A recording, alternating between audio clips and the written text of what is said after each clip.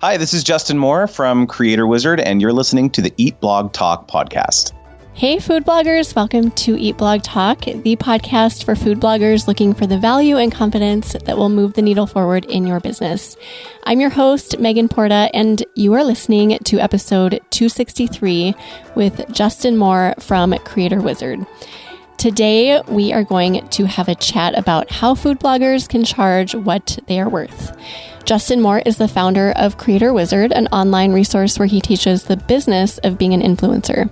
Along with his wife, April, he has been a full-time creator for over 7 years, on social media for over 10, and has personally made over $3 million working with brands. He has also run an influencer marketing agency for over 5 years that has helped other creators earn an additional $2 million. He has worked on more than 500 brand deals, interpreted more than 1,000 sponsorship contracts, and has partnered with pretty much every consumer brand imaginable. He has a unique perspective because not only has he been a creator in the trenches doing brand deals for years, but by running an agency, he has been in the room with countless brands, helping them decide how to spend hundreds of thousands of dollars on influencer campaigns. Super impressive bio, Justin. I think that's probably one of the best, most robust bios I've ever read. So I'm really excited to chat with you today on this topic. But first, we all want to hear what your fun fact is. Yes. Well, my fun fact is that I was in a heavy metal band in high school. So, yeah. I mean, how awesome is that, right? And I still listen to heavy metal music a lot. So, what was the band called? We have to hear the name of it because heavy metal bands have like such great names. Well, ours was a little bit more not as heavy as you might expect. It was Othello, like the Shakespearean play. So, yeah, it was. I don't know how hardcore that sounds, but that's a fun fact.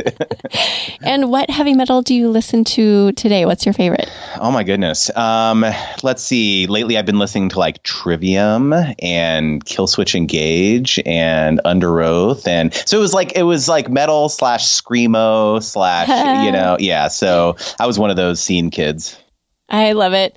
So here's a little fact about me that I don't tell many people just because it rarely comes up, but I loved heavy metal in college and in high school. And I grew up with like Metallica and kind of some of those like classic bands, and every time I hear it, I don't know, like sometimes my husband will play heavy metal when he's working out and I'm like, oh, I just am taken back to those high school days. Totally. It transports you, right? Oh, it does. Like one song, you can just be like lost in another world. Great fun fact. I've literally never had anyone say that. So you are unique. There we go. Okay. So let's talk about food bloggers and how they can charge what they're worth. So I feel like overall, food blogging is a relatively new, job. Like it's kind of a well-known hobby, but as a job, it's relatively new. So navigating sponsored work, which is kind of like an off branch or like a piece of the whole food blogging puzzle, is kind of like a new thing, and it's a little bit tricky. And it's a newer thing that we're all learning about. Like, oh, we have to get paid for what we're doing, and we have to ask for that. We have to put value on ourselves and on our work. So I think this is really relevant and something that's going to really help food bloggers dig into their businesses in a new way. Absolutely. And one of the, like, to that point, I think one of the biggest pieces of advice I always give creators in general is that you're kind of like a production company in a box, right? And I think a lot of creators don't think about that, which is like, you ideate the content. You're like a creative services team. You actually shoot the content, you write the content. So you're a copywriter, and then you market the content on all your social media platforms and things like that. And so if you are a brand looking to, partner with a creator or get content that you can use on your own social platforms or on your own website and things, if they did not hire you, they would have to go out and spend a lot of money hiring agencies and hiring, food stylists and hiring, another like production company, ad agency to do all this stuff for them, which costs money, right? And so you as a creator do all that stuff yourself. And so like that's a great primer for this conversation, I think, because I think a lot of creators don't think about that. Production company in a box. Oh my gosh, that's such a great way to say that. Like food bloggers literally do so many things and we get so used to it. It's just a part of our worlds that we don't stop to kind of back up and look at the fact that we are doing so much. So it's valuable, right? Like you said, people would have to go out and like hire multiple different facets, like multiple different people and companies to get all of this covered. But we're giving them all of our talents in a single box, it's valuable. I would love to ask you this. What are some of the biggest mistakes creators make when they are pricing themselves for sponsorship? Yeah, it's a great question. So I think there's a couple things that I think of top of mind. And the first is that not enough creators ask the brand what the goal is for the campaign, because I think this is especially relevant for food creators, because a lot of times brands are wanting to like repurpose their content, right? They want to get recipe rights, or they want to like use it for their websites, or to repost on social media, or use it for paid advertising or things like this, right? And so there's three major campaign goal types that every brand is going to try to want to accomplish. So the first being a conversion focused campaign. So this is where a brand is looking to drive some sort of very specific action, whether it's sales or whether it's conversions, or maybe it's like coupon redemptions, like go download this coupon and then go into the store and like buy the food product or whatever, right?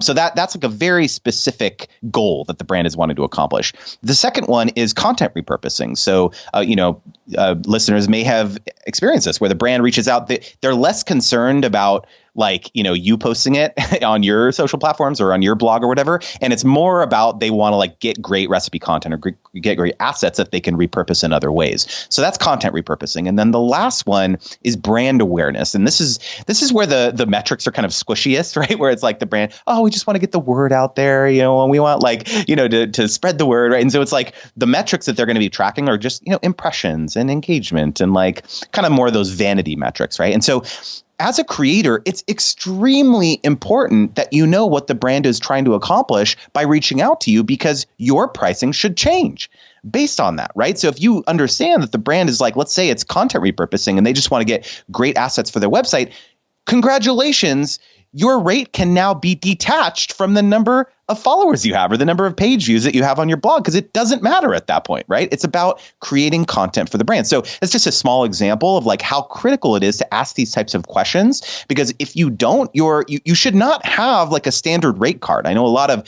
creators think this, they're like, they just send their media kit and they have their rates like listed in their media kit. No. You starting today, remove your rate card page from your media kit, because it has nothing to do with you. Again, I say this to creators a lot. It sounds strange, but like, working with brands has nothing to do with you. It has everything to do with what they're trying to accomplish. And so that's like the first thing. By the way, I could talk for hours about this, so just tell me to shut up whenever you want me to. Please, but no, you're doing great. This is so interesting. Yeah, the second thing is, so I'm a big fan of like rules and frameworks and methodologies, because I think it helps people remember these things. And so I've created this framework called the DO rule, and that's a DUE.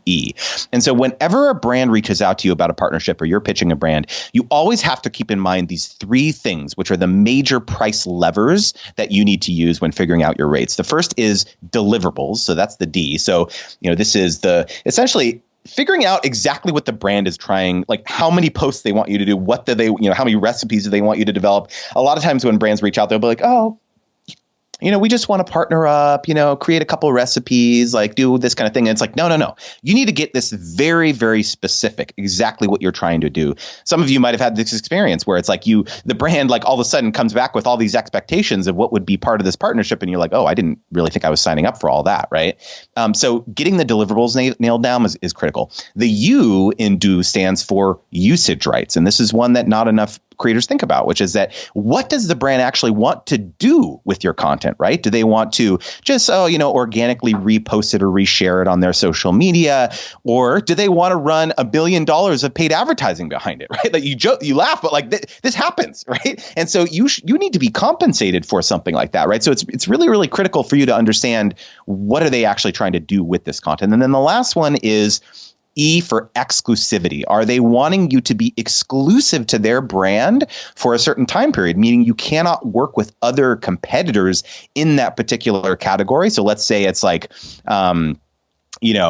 like this is actually a funny anecdote. So my wife and I partnered with a food brand, and they wanted the exclusivity category to be snacks, and we were like, that's very broad, right? Like that, that could be anything. That could be chips. That could be all this stuff, right? And so essentially, what we were able to negotiate down was snacking cheeses, right? That was so like super specific, but these are the things you have to think about as a creator, because that could, prohibit you from future partnership opportunities that are pretty, we would consider pretty tangential, right? So like that's just a small example of like 3 major price levers that you should consider. So the do rule.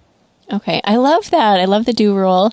So talking about your 3 goal types and then also your 3 points under the do rule, is that something you discuss with the brand before you even get to the contract stage? Like, do you just bring that up right away? Oh my goodness, 100%. All of the things that we're going to be talking about today about these levers and negotiation strategies, all of this has to be done prior to getting the contract, because once you have the contract in hand, it's too late. It's too late to be like when you have the contract again, there's definitely like contractual language that you can potentially discuss with them, but the major deal points, such as the deliverables and the usage rights and the exclusivity and how much you're going to be paid and all those things, all of that needs to be done before you have the contract in hand, because then essentially what's happened is that once you get the contract, to understand what happens on the other side of this for the brand or the agency that you're working with, this has now, for you to have that contract in hand, they have actually had to go to the legal department or potentially their boss and said, okay, this influencer's locked in. Here's the rate. Here's the deal points. Legal team, can you draft this contract for us, right? So it's already gotten these approvals. And so if you now then go back to them and be like, oh, I looked at the contract and no, I'm not going to do this. Like you have to pay me more money or you have to like do all these other things, you are making your contact look very bad because, right, they have to go back to their boss and be like, oh, like I screwed up. Sorry. Like they're actually not going to do it for this rate. And then they have to go to the legal team and be like, oh, I'm sorry. Like, can you redo this or whatever? And so basically you need to like have this perspective that like this all has to be negotiated ahead of time so that you can ensure that everything is kind of running smoothly. Oh, I love to hear that. And yeah, like you save yourself so much time by thinking through things like this, I'm sure, on both ends. So what other mistakes do you have? Oh my goodness. Okay, so here's one that I see being made a lot. I think creators negotiate against themselves a lot, right? So a brand will reach out and they, will be very interested in partnering with the creator. And then the creator is so excited about not losing this deal or not screwing it up. Let's say it's like a dream brand or something. And so they say, oh, well, I usually charge $1,500, but I can do it for $1,000, right? Like I really want to make this work.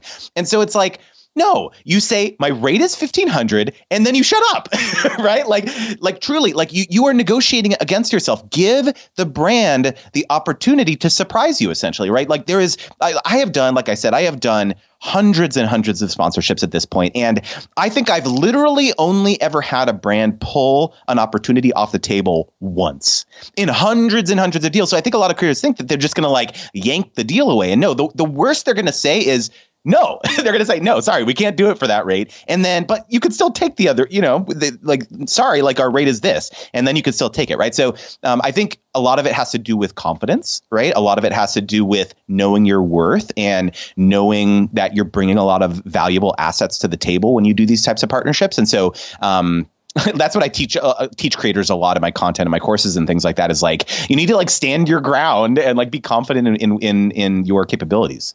What about like bringing up a number? Because I know this is always an uncomfortable thing for me when I have not worked with many brands, but when I have, it's like, I don't want to say a number because I feel like, well, maybe they have a budget that's way beyond what my number is.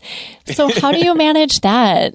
Yeah. So the advice that I always give is always try to ask the brand's budget prior to giving a number. And a lot of some of these things that I'm talking about asking campaign goals and asking about all these different, aspects of the campaign can really go a long way to kind of what I teach creators is like, you need to be a detective. It's all about asking all these different questions so that you can get a much fuller picture of what the campaign entails. Here's a good example. if you can start, asking, like the best thing is like if you can get on a call or a Zoom call or something and just, ask about the campaign, understand a little bit more about the goals and the messaging and things like that. For example, if you can, if the brand tells you like, oh yeah, there's like a big broadcast component to this, a TV campaign that we're doing, and we're running print ads in magazines in Cosmopolitan and like, Better Homes and Gardens and like food and like all this stuff, right? And then you as a creator, the light bulb should go off in your head and be like, wow, they're spending a lot of money on this campaign, right? So it's like things like that. Again, it's about being a detective and trying to understand like this influencer marketing campaign component is just one small piece of a much larger campaign that the brand is working on. And so that's just an example of like things that you can do as a creator. But really it should be about using vocabulary and using words that illustrate to the brand that your worth. So, for example, some of the phrases that I like to use are, "Oh, I'm so excited about this opportunity. Can you let me know the budget that you have allocated to this partnership?" Right. So, asking these types of words, another example is like, "I'm so excited. The investment. What is the I love using the word investment a lot as a creator because it implies that the brand is going to get something in return, right? So rather than saying cost or fee or rate or my price, it's not an expense working with you. It's an investment because they're going to get these amazing assets. They're going to get these assets that they can repurpose. They're going to get this amazing partnership with you, right? So it's like, I coach creators a lot like about language and vocabulary because the way in which you kind of describe your value proposition to the brand, price is secondary. It's a secondary thing. It's not like the thing you lead with. It's like, no, as part of this partnership, you're going to go get boom, boom, boom, boom, boom. You're going to get all these things when you partner with me. And then, oh, by the way, the investment is going to be XYZ. Right. And then at that point, it's like it's like a secondary thing, thing that you talk with about the brand. So you're right. It is tough. I actually did a thread on Twitter the other day about how do you tell the brand that they need to pay you when you're the one pitching them first? Because that's also like a very challenging thing. It's like, oh, well, when they reach out to me, it kind of makes sense. Like they will expect to pay me. But when I pitch them, how do I say, well, yeah, I want to work with you, but you still need to pay me? So there's all these kind of like, like tactics that you can take. But you're right. It's always kind of like the first person to name the number is the loser, right? Because you've kind of price anchored yourself. I totally, first of all, agree with that. Like language really does matter. It's so important because you can come off as being not very confident just by the words you're using, even if you are totally confident. So I was doing some practice talks with a friend because I'm hoping to work with brands more. And she kept pointing out that I was saying things like, I hope that this will be, or like just not strong. Like my words were not confident. They weren't exuding excitement. They were just like very loose and squishy. And she's like, nope, you are going into this excited. And so, yeah, there's so much power in the words you use. Yeah. And I think one of the other things is that you want the brand to, one of the things I teach is that don't be a creator, be a consultant. Because when you can illustrate to the brand or the agency that you really know what you're doing, and in fact, they'll actually probably learn a thing or two from you, right? Then it becomes not transactional. It's truly a partnership. It's like, how can you stand apart from your other creators by asking these types of questions and by being confident in your craft? I think a lot of creators think like, oh, well, there's so many food bloggers out there, or like there's so many people on social media. Like, what value do I have that's different than the next blogger or whatever? Like, oh, I don't have that many followers or whatever. And so I always like encourage them, like your skill set that you have is incredibly valuable, especially to brands, because we think that we don't know much. But like, for example, maybe this brand is really wanting to like crack a TikTok strategy. And you've actually like, let's say you've got 5,000 followers on TikTok, which maybe doesn't seem like a lot to you, but to a brand, that's like, wow, you have 5,000 followers on TikTok. Like, and essentially you come to them and say, and part of your proposal or part of your pitch is, hey, I will help your brand figure out your TikTok strategy, right? So now you're a consultant. You're not just a creator. It's not just about leveraging the organic distribution on your platforms. It's now about how can you bring heightened value to the brand in a totally different way, right? So it's like, I think it's really critical for you not to discount your knowledge and expertise as a creator, because a lot of brands have no idea. If you've ever gone to a brand's YouTube channel, I'm sure you've experienced this, like any random brand, like all they're posting on there is like their 30-second like TV ads. It's like, I'm sorry, like that's not going to work on YouTube, right? Like you have to post long form content. It's like totally different. So there's like honestly there's unlimited opportunities to like work with brands and help them think through their social strategy. And so I really encourage creators to kind of lean more into that. Okay, just a really quick tangent question, and then we'll get back on track. But do you recommend getting on a call with brands or doing all of this through email, or does it depend? So I always, so me personally, I love getting on calls. I love getting on Zooms. I love that you can establish a rapport. It's very easy for a brand to kind of fall in love with your personality, especially if you're someone who's very outgoing and things like that, when you can kind of put a face to the name. But I also temper that with, I know that there's a lot of creators who are really terrified of doing that, right? Because they think they're going to say the wrong thing and they don't want to screw it up and all that stuff. And so I think it's mandatory per se, but I do think it's like a goal to strive towards and to aspire towards, because when you can get to the point in your creator career where you can just like hop on a Zoom call and just be like totally comfortable and just like confident in your craft and like, talking about your experience, like that is the goal to aspire to. But you can absolutely forge amazing, healthy, thriving relationships with brands via email, like totally 100%. So I don't want to like scare people away, but I do think there is a lot of power in like jumping on a call. Absolutely. And you're not going to get to that point where you're super comfortable if you're not doing it. So I always say, like, even if it's scary and uncomfortable, do it anyway. Even if you mess up your words and you don't say everything perfectly, at least you're doing it. Here's my push to like people listening to like hear that, which is that you need repetitions under your belt, okay, so that you don't screw up your dream partnership is my advice.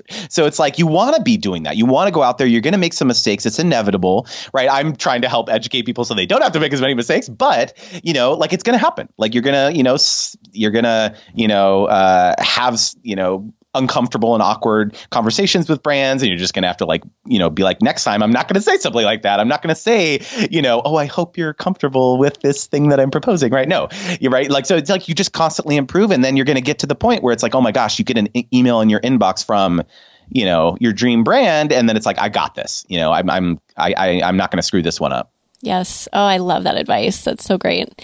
Okay, let's get back to our mistakes. Do you have any more mistakes that creators make? Okay, so two more quick ones. So not offering multiple packages. I think this is really, really critical, is that a lot of times brands will message creators and then they'll just be like, oh, yeah, sure.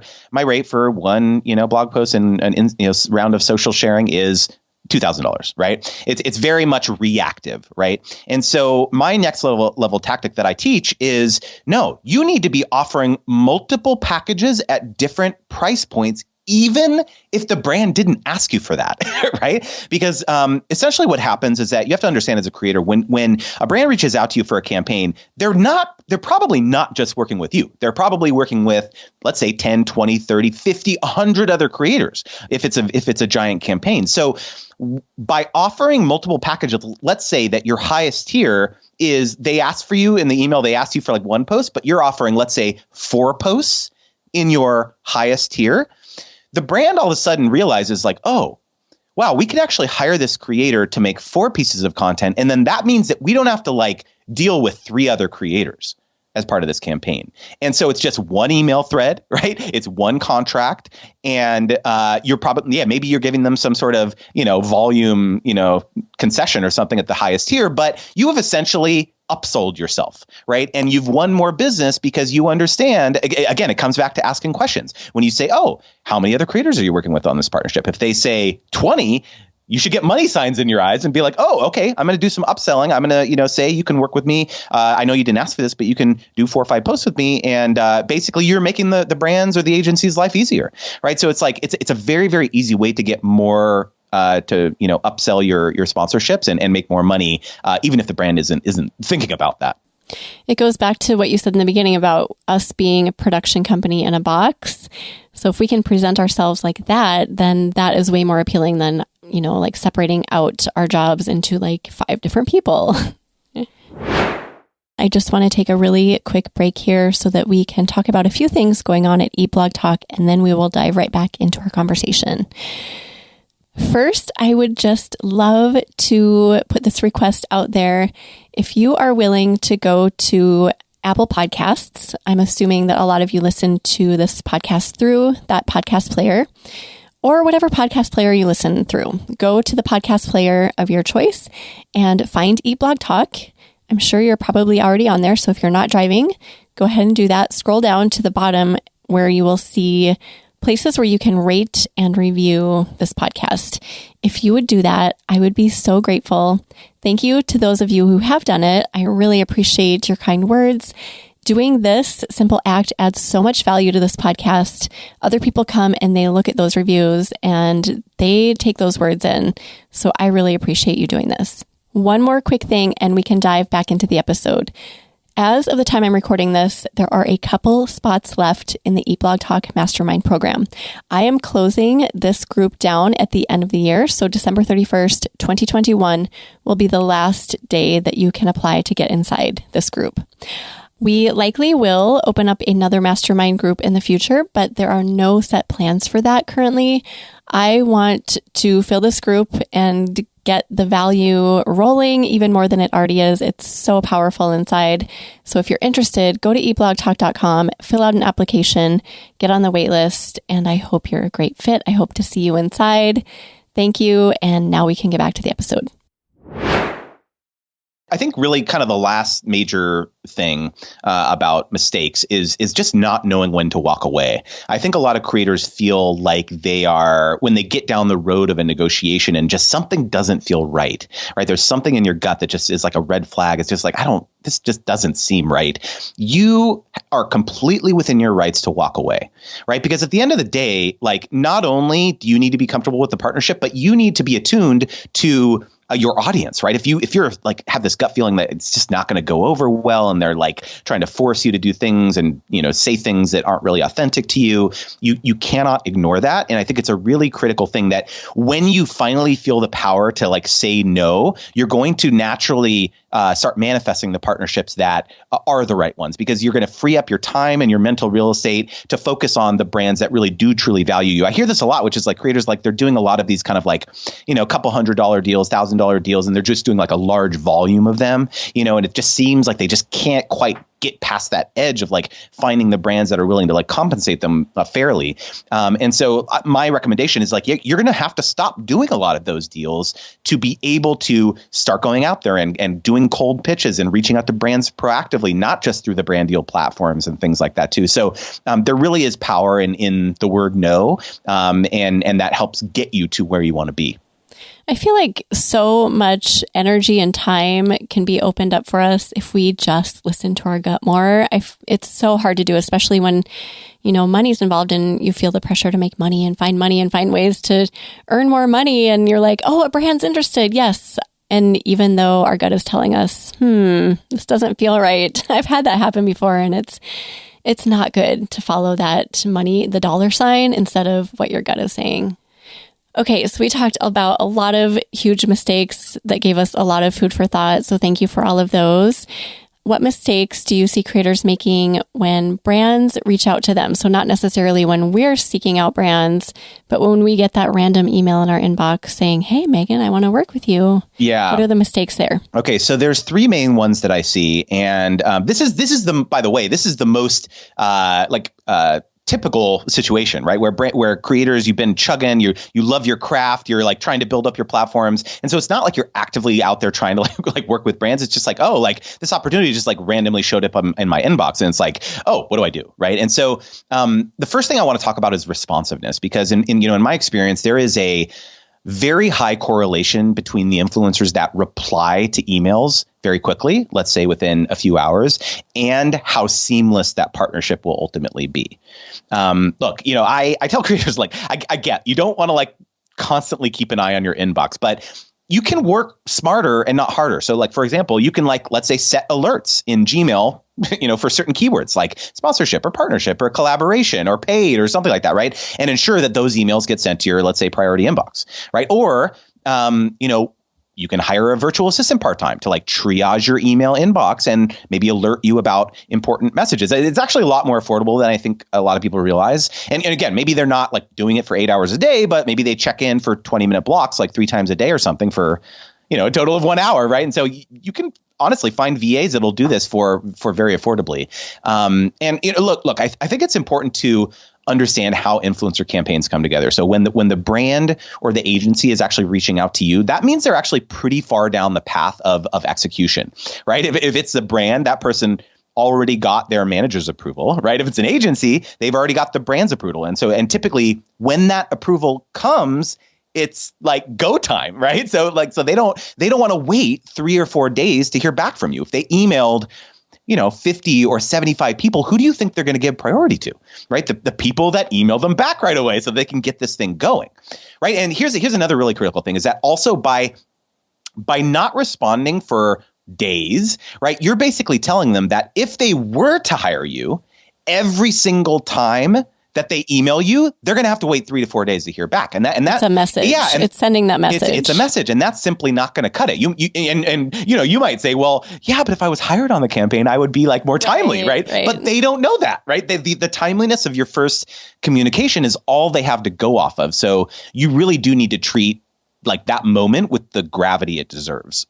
And that doesn't mean you have to be a slave to your email. No. You could check your email once a day and be just like, you could be very responsive with that. 100%. Exactly. And the other, I want to mention like one other thing, which is that if you have a manager, I know some creators have managers, make sure you have some sort of agreement with them in place about how quickly they're going to respond, right? You might think, but wait, isn't that like the manager's job to like handle all that? And, that's why I hired him. Well, you would think so, right? But 2 things happen a lot. Either the influencer responds quickly and then CCs their manager, but then the manager doesn't respond for multiple days, or it's clearly like a manager's email address in the creator's like business inquiries area or contact form or whatever, but no one ever responds to those inquiries. And so that's honestly the worst because, like I mentioned, I run an influencer agency and at that point we have no idea if the creator even knows that we're trying to bring them an opportunity, right? So I just wanted to mention that because I just make sure that you do your due diligence when kind of adding people to your team to help manage your business. That's a great point. I don't think of that. I do have a VA that checks my email, and I mean, I assume that happens, but communicating that up front and being really specific about it, I think is really smart.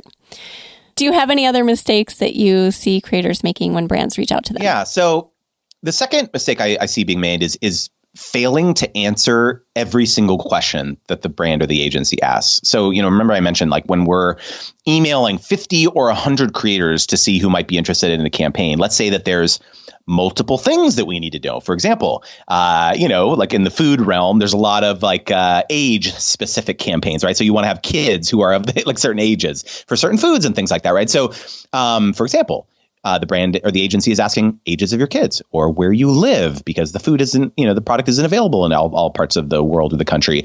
Or maybe especially if you have an affinity for that product, right? Like, have you already posted about the brand organically before, right? If so, can you send that to the brand, right? So again, the chances of the brand picking you are going to go way up if they already know that you're a fan of the product, right? So I'm going to be real with you. More than 50% of the time, influencers either don't answer any of the questions or only ever answer some of them, right? Which means that we have to follow up with them, which means that that's more emails multiplied by however many creators didn't answer everything, right? So I always say, like, look, your number one job as a creator is to make it easy for them. So if you illustrate that you have incredible attention to detail, you answer all their questions, and even if they don't ask for it, you send them a link to a piece of content that you made a few months ago talking about the brand, right? You're going to instantly zoom to the top of their list of creators that they're going to recommend to their manager or their agency, to the client. I suppose that people get so excited that brands reaching out to them that they're like, I have to hurry and respond back, but they don't take the time to thoroughly look through and make sure that they're addressing every single question. Yep. And then the last item that I would say is not following up. So let's say that you did a great job, right? You responded within a day, or a couple hours. You were very professional when you negotiated. The brand or the agency seemed really upbeat, and generally there were just kind of like good vibes all around. Then what? Right? They probably said something like, okay, well, we're going to think everything through, or if it's an agency, we're going to circle back with the brand and we'll let you know. And then nothing, right? So I think, probably, I think less than 5 creators follow up at this point. Most people think, well, I don't want to bother them, right? If they really want to like move forward with me, they're going to reach out, right?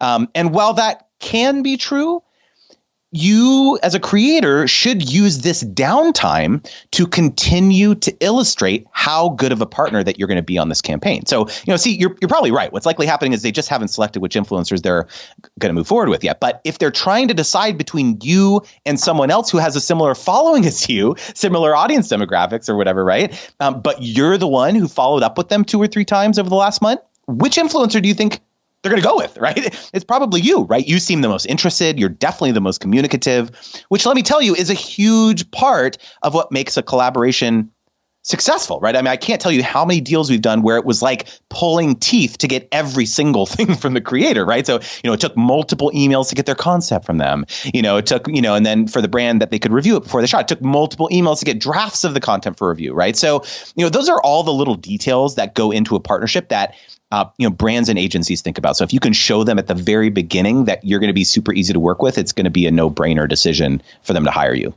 How much time do you recommend letting pass until you follow up through another email?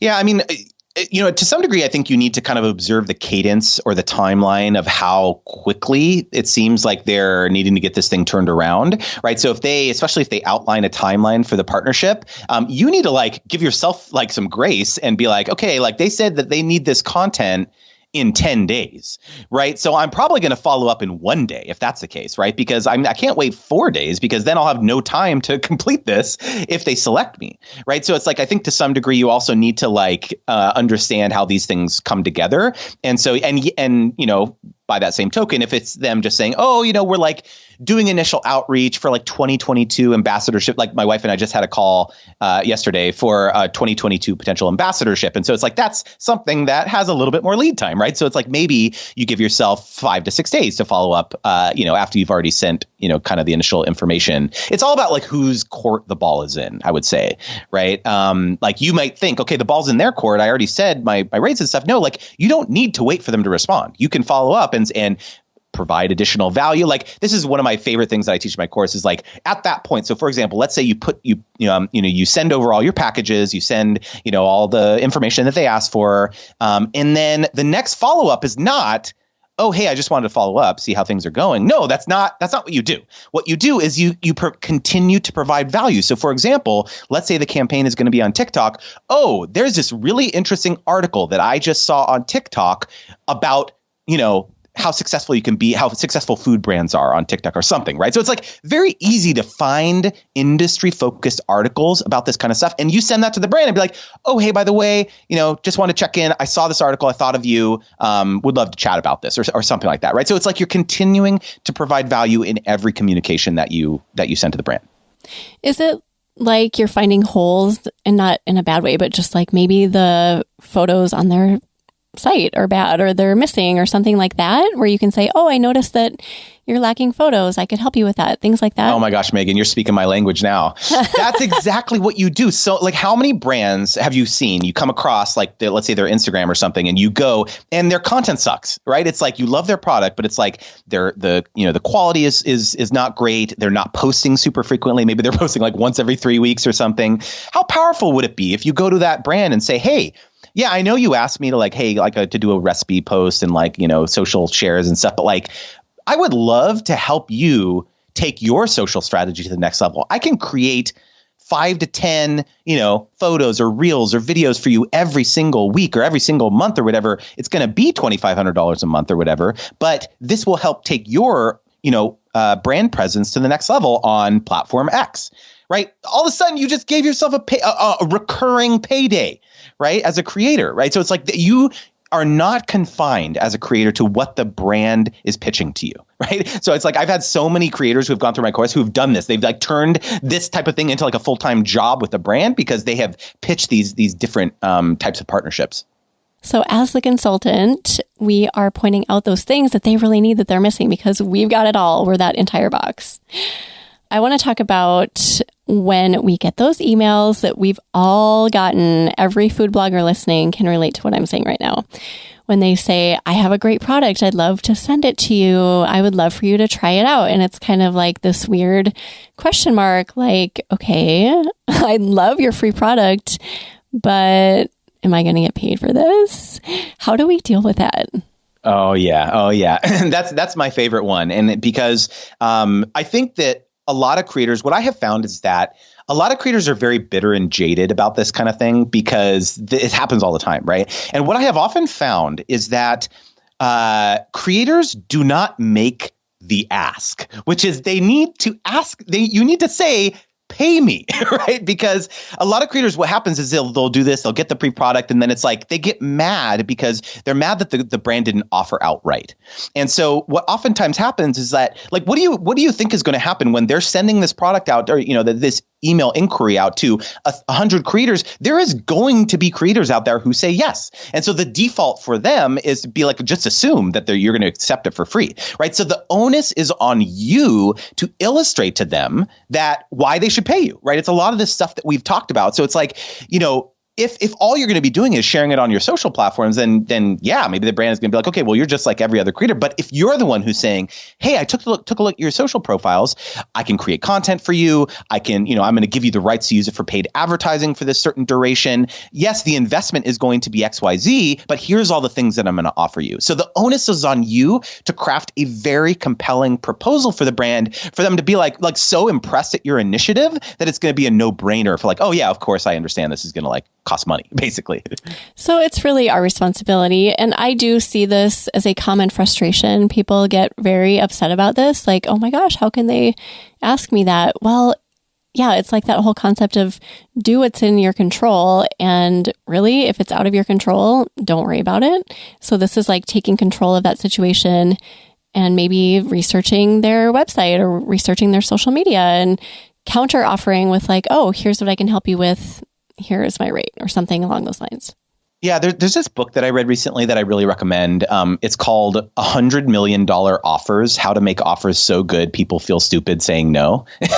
And it's by Alex Hormozy. And the big takeaway that I got from this book is that your job is to make your interaction with the brand so unique and so unlike working with any other creator that it won't feel like a transaction to them, right? It's you're essentially going to help them. You're like I said, you're consulting. You're parachuting into their business. You're helping them identify gaps in their marketing strategies on social media, right? It's going to feel like the best ROI they've ever gotten for a marketing investment, right? So it's all about asking questions. What is success going to look like? Can you share your experience of working with other creators in the past? What worked well? What didn't work so well, right? What social platforms are your customers most active on? Are there platforms where you're still trying to figure out your strategy, right? So it's like, what do these questions accomplish? Well, first of all, do you think 99% of creators are asking these things? No, they're not asking these things, right? They're saying, oh, sure, my rate for one, blog post or one IG post is like $2,000, right? No, so by showing even the slightest bit of interest in the brand's objectives, you're not another creator now, right? You are not just another influencer on, a food blogger or Instagram or TikToker, right? That is why they're going to pay you. Okay, I'm writing like all these amazing quotes you're saying down, and don't be just another creator. I love that. You don't have to be like everyone else. Stand out in some way. What else? Is there anything else that we could touch on regarding that issue? Yeah. So I think that one thing I really wanted to make sure we covered is how creators can make brand deals sustainable, because I think that there's a lot of creators who really struggle with this kind of one-off thing where it's they get a lot of one-off deals. It's on the platforms or the brands reaching out. They don't want to they don't really understand. I know I can make good money working with brands, but it's how can I rely on that income? How can I make sure that this is kind of a dependable source of income in addition to the other ways I'm making money as a food blogger? And so I wanted to discuss this concept of what I call a pipeline, right? So let's talk a little bit about how long sometimes it takes to bring a partnership together. So you get the initial email from the brand, let's say, right? Then you are going back and forth over email for, let's say, a week or two, right? Sometimes longer. Then you agree on the deal terms. Then you get the contract. Sometimes there's back and forth on the contract, right? It's a week or two with the legal team, even longer sometimes. You sign the contract, then you got to submit oftentimes a concept before you create the content, right? To get that approved. That's going to be a week or two. They provide feedback. Sometimes you got to go back to the drawing board, provide new concepts, right? Then they give you the green light finally. Then you create the content. That's going to be another, depending on how many, assets it's, another maybe week or 2 or 3. Then you submit the draft content for review to the brand. Then there's another feedback round where the brand provides you their edits and their feedback. Then you got to submit that again for final approval. Then the brand finally approves it. And then you maybe post it in another week or 2. And then you're going to get paid another 30 to 60 days from that point when you actually post it, right? Or 90 days sometimes, right? It's crazy.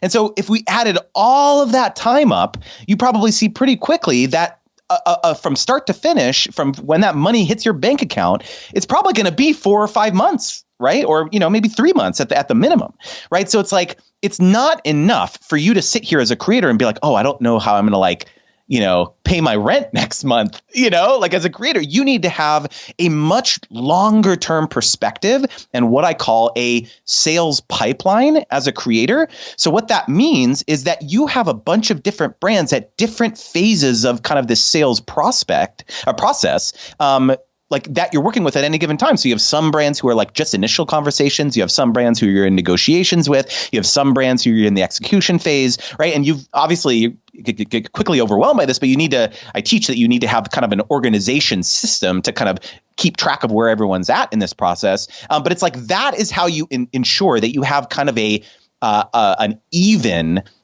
brand deal income. So it's not super lumpy where it's like, oh, I get this brand deal and then it's like, oh, I don't get one for another couple months. And it's like, it just feels very, it's very anxiety inducing. I think it's like, you just don't know where that next paycheck is going to come from. And so you really do need to have much more of a business mindset when it comes to working with brands as a creator, because let me tell you, we have made so much more money working with brands than pretty much any other revenue source as a creator. So it's like, yeah, we're on YouTube, we get AdSense. Yeah, we have affiliates. Yeah, we, merch and courses and digital products and stuff. So we're making money in other ways, but brand deals you can make so much more money, especially in food, so we do food, we do family, we do all this stuff. That's this is the primary, one of the major primary categories that brands want to work with is food creators. So I hope if there's one takeaway that people get from this discussion is brand partnerships can be a much more meaningful part of your revenue sources as a creator than you may have thought. Oh, I think we're all going to just eat this up. This is such great information. And I agree, there's so much opportunity. It's just, some of these pieces that we've talked about today seem really overwhelming or insurmountable. Yeah. How could I ever get on a call? There's so many different pieces that are maybe a challenge in our minds. So thank you for breaking all of this down and making it seem like it's worth it if you dig into it, if you really do want to dig into a new revenue stream and make connections with brands.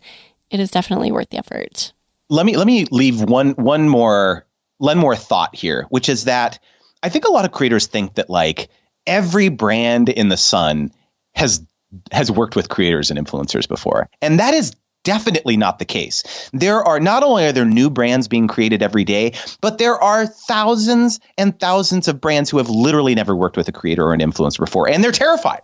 They're terrified. They don't know. They're scared of it. They don't understand it. They think it's unpredictable. They feel like they're going to lose control if they let someone talk about their product and stuff. And so it's you think that's crazy because we're so deep in this world that it's just oh, of course, brands work with creators, right? That's crazy, right? But no, there are so many. And so the reason I like to say this is that you know a lot as a creator, and there's still so many brands that will find your expertise so exciting and valuable, and they'll pay you money for it. And so it's don't think that you need to be this expert guru on social strategy and bringing campaigns together. No, just be your authentic self, and there will be brands out there that value that. And that makes it so much less intimidating when you think of it that way.